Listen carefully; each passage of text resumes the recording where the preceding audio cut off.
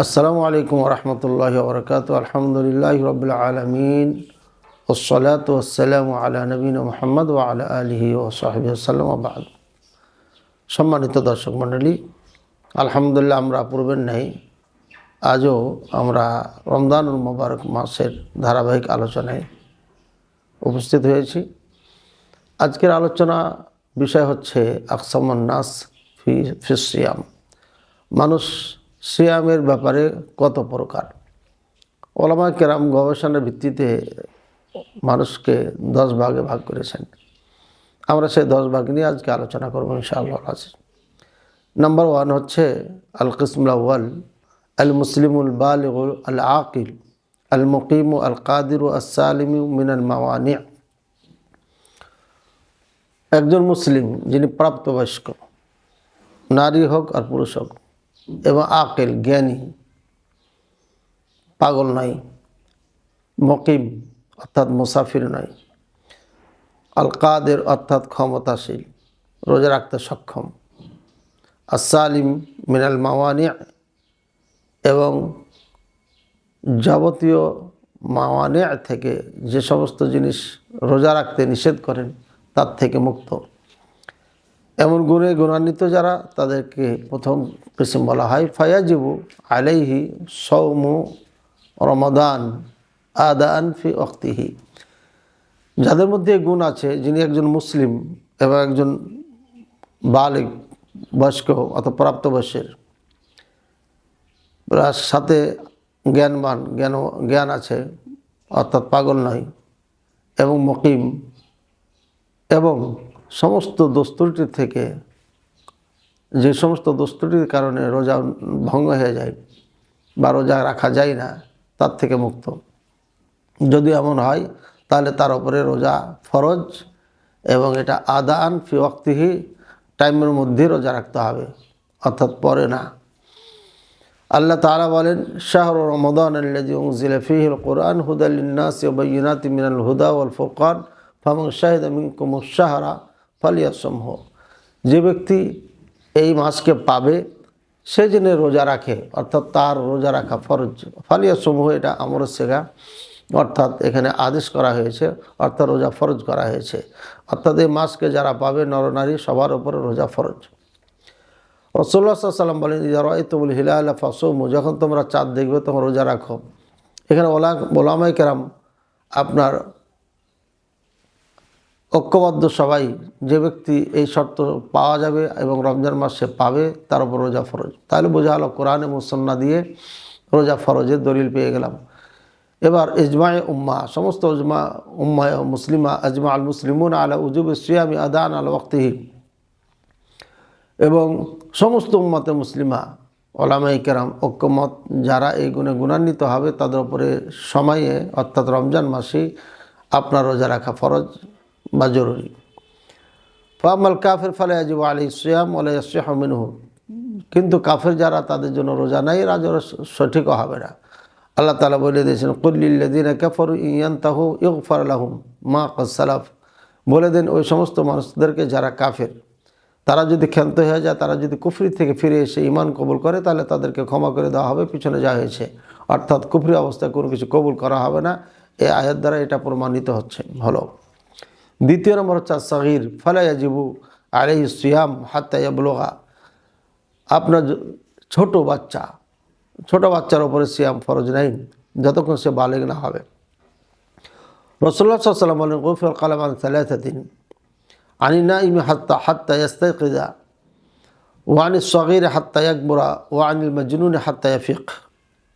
রাওয়াহু আহমদ ও আবু দাউদ আন-নাসাই। হাদিসটি আহমদ এবং আবু দাউদ নাসাইতে আছে এবং হাকিম রাহিমাহুল্লাহ সহিহ বলেছেন। অর্থাৎ বাচ্চার উপরে যতক্ষণ বালিগ না হবে ততক্ষণ রোজা তার উপরে ফরজ নয়। রাসূলুল্লাহ সাল্লাল্লাহু আলাইহি ওয়াসাল্লাম বলেন 3 জন থেকে কলম উঠিয়ে নেওয়া হয়েছে, অর্থাৎ তাদের কোনো বিধান নাই। একজন ঘুমন্ত মানুষ, যতক্ষণ সে ঘুম থেকে না উঠবে, জাগ্রত না হবে, ঘুমন্ত অবস্থায় যাহা কিছু বলুক আর করুক, এটা তার কোনো বিধান অর্পণ হবে না, তার উপরে বাস্তবায়ন হবে না। ওয়ানিস সাগীর হাত্তা ইয়াকবুরা, আর ছোটো বাচ্চা যতক্ষণ বড় না হবে অর্থাৎ বালিগ না হবে ততক্ষণ তার উপর কোনো কিছু বিধান নাই। ওয়ানিল মাজনুন হাত্তা ইয়াফিক, আর পাগল যতক্ষণ তার জ্ঞান ফিরে না আসবে। এই 3 শ্রেণীর মানুষ থেকে আল্লাহ তাআলা বিধান উঠিয়ে রেখেছে, এদের কোনো বিধান নাই। এরপরে যারা বালেগ হবেন, বালেগ হওয়ার পরিচয় কি? বালেগ 3টি কারণে পরিচয় বোঝা যায়। 1 নম্বর হচ্ছে যে ওয়াইদা বালাগাল আতফালু মিনকুমুল হুলুমা ফালইস্তাযিনু কামা ইস্তাযানাল্লাযীনা মিন ক্বাবলিহিম। আল্লাহ তাআলা বলেন, যখন বাচ্চারা তোমাদের বালেগ হবে তখন সে যেন অনুমতি নাই যেভাবে অনুমতি নিয়েছেন তাদের পূর্বের জন্য মানুষেরা, অর্থাৎ বড়রা যেভাবে অনুমতি নেয় তারা যেন অনুমতি নেয়। তো বালেগ হওয়ার পরিচয় হচ্ছে কি? ইনজালুল মানি বিহতিলাম আও গায়রিহি, স্বপ্নদোষের মাধ্যমে হোক আর যেভাবে হোক আপনার শুক্রপাত হওয়া। রাসূলুল্লাহ সাল্লাল্লাহু আলাইহি ওয়াসাল্লাম বলেন, গুসল জুমআতি ওয়াজিবুন আলা কুল্লি মুহতালিম, মুত্তাফাক আলাইহি, হাদিস বুখারী মুসলিম, যে প্রত্যেকটি বালেগ ব্যক্তির উপর গোসল ফরজ বা গোসল জরুরি। 2 নম্বর হচ্ছে নাবাতু শারিন আনাতি ওয়া শারুল খাশিনু আম্বতু হাওলাল কবুল। 2 নম্বর হচ্ছে আপনার গোপন স্থানে চুল বের হওয়া। রাসূলুল্লাহ সাল্লাল্লাহু আলাইহি ওয়াসাল্লাম বলেন, কাউলু আতিয়াতুল কুরদা কুরাদি রাদিয়াল্লাহু তাআলা আনহু, তিনি বলেন, উরিদনা আলা নবী সাল্লাল্লাহু আলাইহি ওয়াসাল্লাম ইয়ামা কুরাইদা ফামান কানা মুহতালিমান আও আমবাতাত আনাতুহু। রাসূলুল্লাহ সাল্লাল্লাহু আলাইহি ওয়াসাল্লাম বলেছিলেন ইয়ামা কুরাইজার দিনে যে যারা বালেগ হবে তাদেরকে হত্যা করবে, আর যারা বালেগ হয়নি তাদেরকে ছেড়ে দেবে। বোঝা যাচ্ছে যে এখানে বালেগ হলে পারে তাদের উপর বিধান হবে, না হলে বিধান হবে না। 3য় বুলুগ তামামি 15 সানা, যাদের 15 বছর বয়স পূর্ণ হবে সে ব্যক্তি বালেগ, সে নারী হোক পুরুষ হোক। অরিদ তো আলা নবী সাল্লাল্লাহু আলাইহি ওয়াসাল্লাম ইয়া মুহাদ ওয়া আনা ইবনু 14 সানা ফালাম ইউজিজনি। ইবনে ওমর রাদিয়াল্লাহু তাআলা আনহুমা বলেন, আমাকে পেশ করা হয় রাসূলুল্লাহ সাল্লাল্লাহু আলাইহি ওয়াসাল্লামের ওপরে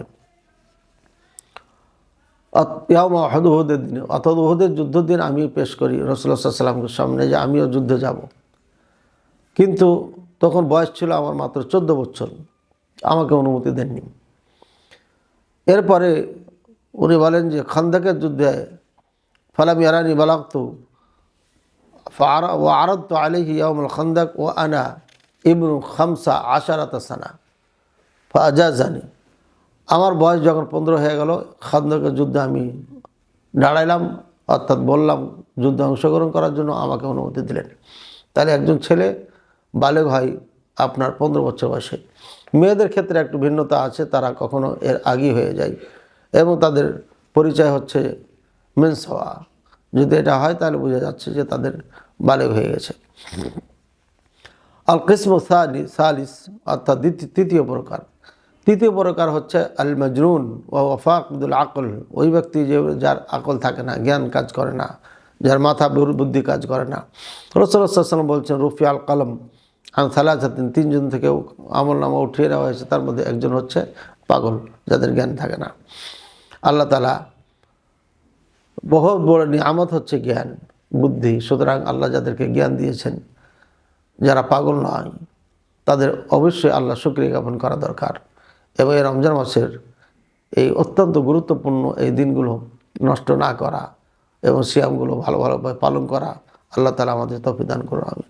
আল কিসমু রাবি, 4র্থ নম্বর হচ্ছে আল হারিমুল্লাযী বালাগাল হাদায়াল ওয়া সাকাতা তামিযু ফালা ইয়াজিবু আলাইহিস সিয়াম ওয়ালা লিতআম আনহু লিসাকাতি তাকলিফ আনহু বিজাওয়ালি তামিযিহি। ওই ব্যক্তি, যে ব্যক্তি এমন বুড়া হয়েছে, বুড়া হওয়ার কারণে তার কোনো কিছু ভালো মন্দ পার্থক্য করার ক্ষমতা নাই, তাহলে তার উপর রোজা নেই, তার উপরে কোনো ফিদিয়াও দিতে হবে না। একদম মাথা কাজ করে না এমন বয়স্ক মানুষ, কারণ এটাই বাচ্চার মতো হয়ে গেছে অথবা পাগলের হুকুমে এসে গেছে। যেহেতু সে কোনো কিছু পার্থক্য করতে পারছে না, তাই তার প্রতি ইসলামের কোনো বিধিবিধান আপনার অর্পিত হবে না। আল্লাহ তাআলা আমাদের বোঝার তৌফিক দান করুন। فإن كان يميز أحيانا ويهدي أحيانا ويجب عليه الصوم في حال تمييزه دون حال هديانه। তবে যদি কখনো আপনার জ্ঞান ফিরে আসে আর কখনো হারিয়ে যায়, তাহলে যখন জ্ঞান ফিরে আসবে তখন রোজা রাখবে, সিয়াম রাখবে, আর যখন জ্ঞান থাকবে না তখন সিয়াম রাখবে না বা নামাজের সালাত পড়বে না। ও সালাত কাজ সওম, নামাজও একই অবস্থা, হুঁশ থাকলে নামাজ পড়বে, হুঁশ না থাকলে পড়বে না।